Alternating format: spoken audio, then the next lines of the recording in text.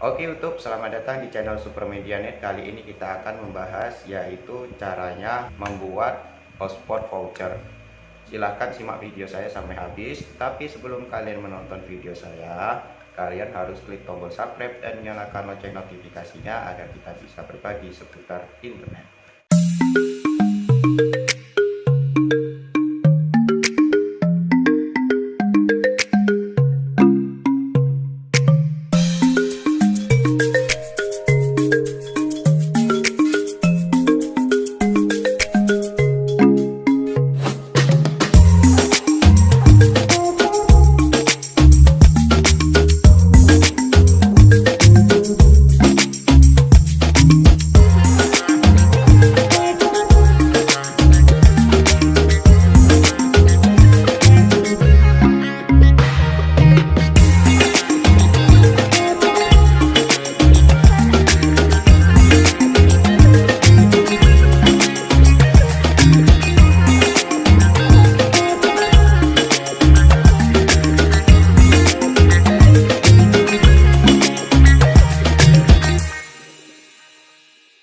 Membuat hotspot voucher itu hal yang tidak mudah, apalagi kalian mau coba-coba itu tidak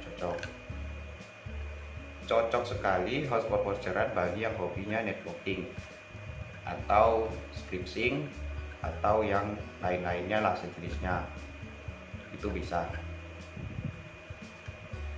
Kalian sebelum membuat hotspot voucheran, biasanya kalian harus menyediakan yaitu jalur internet terlebih dahulu. Di sini ada dua jalur internet, yaitu pertama kalian harus memakai internet broadband atau kalian harus memakai internet dedicated. Internet broadband kelebihannya harganya murah, tetapi ketika kalian jam padat, siap-siap saja internet kalian akan lemot atau lagging atau lag. Kalau kalian pakai internet dedicated, ini ada dua versi juga, internet dedicated yang murah atau yang mahal. Kalau istilahnya itu internet dedicated light dengan internet dedicated pro. Kalau kalian memakai internet dedicated light, ini misal bandwidth kalian langganan 10 Mbps, itu dibagi sekitar 4 orang sampai 5 orang. Jika kalian menggunakan internet dedicated pro, biaya bulanannya itu ditanggung kalian semua, tapi enaknya one by one. Internet dedicated light dengan internet dedicated pro ada perbedaan. Dari segi harga memang sudah beda. Kemudian kalian mendapatkan IP yang berbeda juga. Untuk internet dedicated light kalian hanya mendapatkan satu IP statik. Jika kalian menggunakan internet dedicated pro, maka kalian akan mendapatkan sekitar 5-10 IP statik tergantung pesanan kalian. Oke, dari jalur ISP mungkin ada yang dipertanyakan, silahkan kalian tanya di komentar saja. Selanjutnya kalian harus mempunyai yaitu mikrotik. Untuk sekedar contoh, biasanya saya membuat tutorial itu memakai mikrotik yang kecil seperti ini.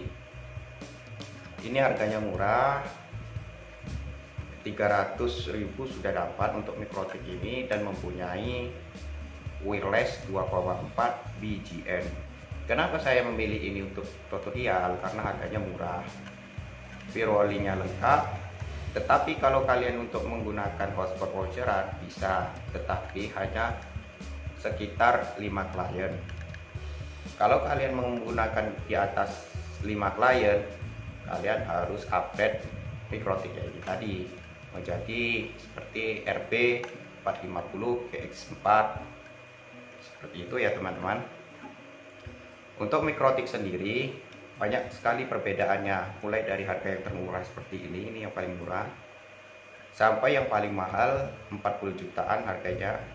Itu saya belum beli karena memang belum dibutuhkan. Kalau suatu saat dibutuhkan ya nanti saya akan beli. Mikrotik 40 jutaan itu kelebihannya apa? Pertama, dia level 6. Lalu untuk bandwidthnya tidak dibatasi. Misal kalian pakai ISP nya 250 Mbps, maka yang keluaran dari Mikrotik itu 250 Mbps. Kalau Mikrotik yang murah seperti ini, kita misalkan langganan internetnya 250 Mbps, maka keluarnya dari sini itu bisa 20 Mbps cuma. Selanjutnya kalian mempersiapkan yaitu switch hub. Switch hub di sini saya menggunakan yang unmanageable. Kenapa saya menggunakan yang unmanageable? Karena VLAN belum terlalu dibutuhkan. Nah, jika kalian tidak menggunakan switch hub, memang bisa sih dari port ini di bridge. Port kan ini ISP, ini ISP, kemudian ini kalian bridge, dua ini kalian bridge bisa. Tetapi ketika suatu saat kalian membutuhkan AP yang lebih, kalian mau nyolokkan di mana kalau nggak mempersiapkan switch hub ini? Mungkin untuk di switch hub kalian sudah paham bagaimana memilih switch hub yang bagus, sesuaikan kebutuhan kalian. Switch hub murah, mulai dari 50.000 sudah ada sampai yang berjuta-juta ada, tergantung dengan kebutuhan kalian dan bandwidth kalian itu berapa. Lalu kemudian kalian harus mempunyai tower. Tower minimal saya sarankan jangan yang 3 angel. Kalian harus mempunyai tower yang 4 angel, yang 4 kaki, jangan yang 3 kaki. Karena terbanyak kasus yang roboh itu hanya 3 kaki. Mohon maaf ya, jangan tersinggung, tapi memang itu kenyataan yang berada di lapangan. Untuk tower, kalian harus sesuaikan dengan kebutuhan kalian dan distancing kalian, ataupun kalian harus menyesuaikan dengan lokasi kalian. Kalau lokasi kalian itu di daerah tinggi, mungkin tidak usah membuat tower yang tinggi-tinggi. Tapi kalau kalian di daerah rendah, maka kalian harus membuat tower yang tinggi. Saya sarankan untuk tower 4 angel jangan terlalu tinggi. Usahakan bangunannya yang tinggi, lalu di atas bangunan itu nanti ditanamin oleh tower 4 angel. Paham kan maksud saya? Misalkan kalian mempunyai rumah 5 tingkat, lalu di atasnya baru ditanami tower, seperti itu. Kalau kalian dari bawah memaksa sampai 30 meter, itu kan nanti kan ngeri. Belum lagi untuk KLH-nya bagaimana.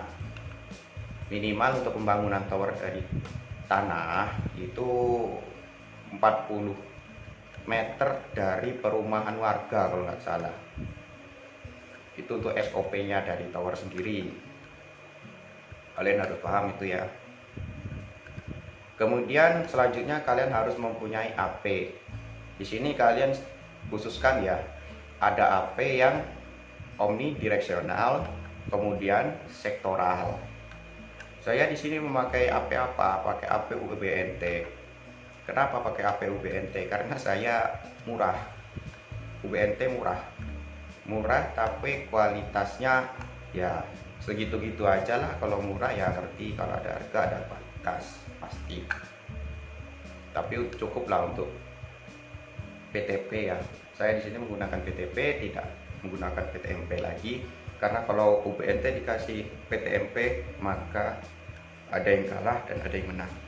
Saya sarankan kalian untuk indoornya punya, untuk outdoor kalian harus mempunyai minimal 8 AP sektoral semua. Karena kalau omnidireksional itu pancarannya itu memang sepertinya 360 derajat, tapi tidak sepenuhnya 360 derajat, yaitu begini, misalkan lagi mutar ke sini, di sininya cekong gini, biasanya seperti itu untuk omnidireksional. Ini saya sudah lakukan di lapangan sendiri ya.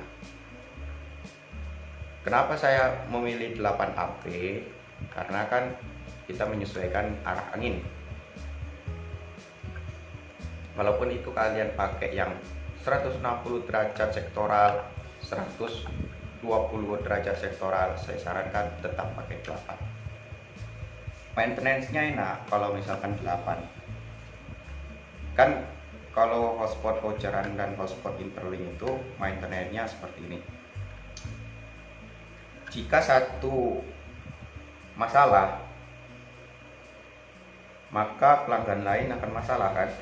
seperti itu kan.